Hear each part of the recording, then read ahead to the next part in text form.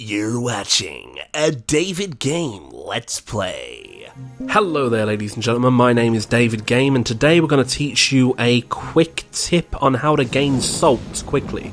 So the first thing you're going to want to do is make your way over to the Dome of the Forgotten. This is about midway through the game, so bear in mind this is not an early game situation. If you have the grasping ring, it helps increase the salt gain, but you don't need it. Either way, we jump up here. And I've got a mage build, so it might be a little more difficult for you if you've got a melee build. As you can see, I'm tearing apart this winged harpy. And there's some salt right there. Here we go. Right, I fell down, but I'm coming back up. The invisible platforms are relatively predictable. You want to cast yourself with this undersight, or if you've got any vials of undersight, which you get from these enemies, you want to use that. So you can see they're now visible, and I'm going to use a spell. Why do I keep using the lightning? There we go. Let's use the flame barrage. Much more effective. And you see I earned quite a fair bit of salt there too. So we go up here, and there's another group of these ghosts. Take them out at a safe distance because they can be quite lethal.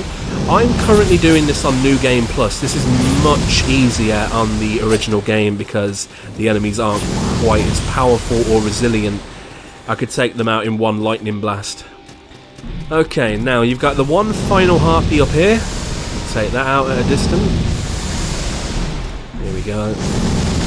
You will never shoot me with your arrow. Okay, it's down, and what we do is we just make a drop down. You can survive the drops, no problem. Pray at the altar again, and that then resets the enemies as it would at the bonfires in Souls games. So you do the loop all over again. Bye bye harpy, you've been burned alive, and I'm gonna have crispy wings for dinner. Right, we're going to cast the undersight again because it's probably worn off by now. And goodbye, ghosties. Ba-na-na-na-na-na. Ba-na-na-na-na-na. When there's something strange in your Sultan Sanctuary, who you gonna call? Bold Mage Dude. That's right, we're taking them all out.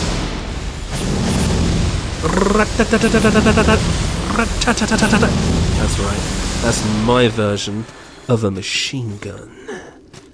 Anyway, as you can see, this is a very effective method of gaining salt. I stumbled upon this during my first playthrough, and I was having difficulty with the third lamb boss, which is the boss of the Dome of the Forgotten. And I don't know, I looked around, I was like, how can I get salt quickly? I need to level up, and found this little method. I was like, oh, okay, I'll see the easiest route. There may be better farming methods, but from what I can tell, and I've completed the game, this is the most effective.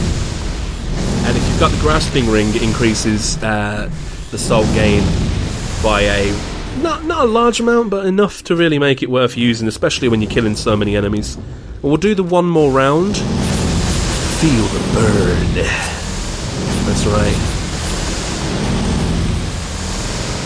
I am the Flame Keeper. These invisible platforms, fairly predictable. I like that. And drink a bit of mana potions. That's the other good thing about being right next to the shrine as well, is your potions replenish. So does your health and so does your magic. So if you need to use a few potions, it won't be a problem because you're going to be going back to the shrine immediately afterwards. So by now you should be relatively familiar with the routes. I've done it 3 times so that you can understand it thoroughly. And remember, you can drop down, you don't have to climb down, and you shouldn't have too much of a problem. Anyway, that has been it. I'm going to level up. I need a fair amount to level up these days.